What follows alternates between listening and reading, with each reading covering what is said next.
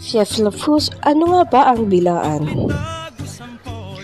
Ang bilaan ay tumutukoy sa mga miyembro ng etnikong grupo, tinatawag na biraan, baraan at bilan o bilaan.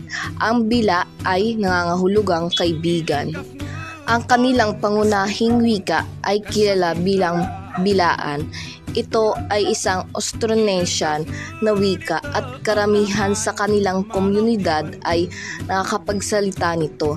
Gayunpaman, kagaya ng maraming katutubong wika, ang bilaan ay naapektuhan ng mga pabago-bagong salipunan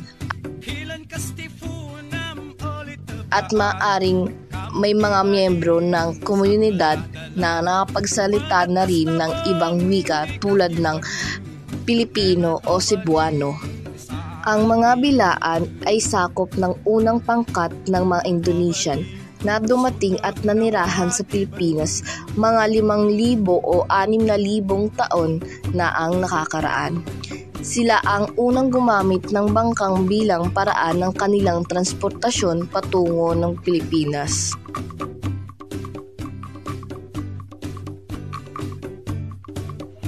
Ang kanilang tradisyonal na damit ay nagpapakita ng kahalagahan ng kulay, disenyo at materyales sa kanilang kultura. Tubular skirt o tinilak. Ang tinilak ay isang tradisyonal na tela na gawa mula sa abaka. Ang tubular skirt na may tinilak pattern ay sinusuot bilang pang-ibaba ng mga bilaan na kababaihan. Tapis. Ito ay isang uri ng pang-ibaba na balabal na may makulay na disenyo at kadalasang gawa rin mula sa tinilak. Ito ay sinusuot ng mga kababaihan sa ibaba ng kanilang blusa o kamisa. Blusa o kamisa. Ang mga kababaihan ng bilaan ay kadalasang may kasamang blusa o kamisa na maaaring may kasamang makukulay na embroidery o dekorasyon. Accessories. Kasama sa mga kanilang kasuotan ang mga accessories tulad ng mga palamuting metal, beadwork, at iba pang dekorasyon na nabibigay ng personal na touch sa kanilang kasuotan. Ang mga kalalakihan ay nagsusuot ng mga pang-itaas na damit na kung tawagin ay sa ulaki at ang kanilang pang-ibabang kasuotan ay tinatawag na salwal bilaan. Tirahan ng mga balaan. Karaniwan silang nakatira sa matataas na bahagi ng mga bulubundukin sa North Cotabato, Davao at Sarangani Islands. Hanap buhay ng mga balaan. Ikinabubuhay nila ay palay at mais ang una nilang itinatanim pagkatapos ay kamote.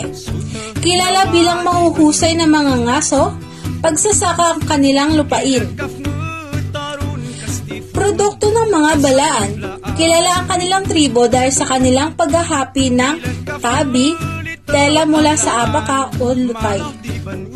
Ang kulturang balaan ay natatangi. Ang tribo ay nagsasagawa ng mga ritual ng mga katutubo ng dakilang lumikha na nangangalang Melu o Diwata na siyang pinagmula ng lahat.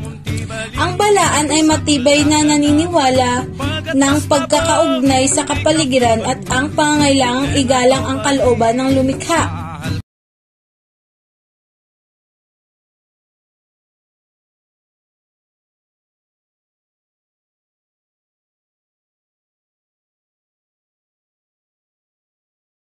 Tiboli.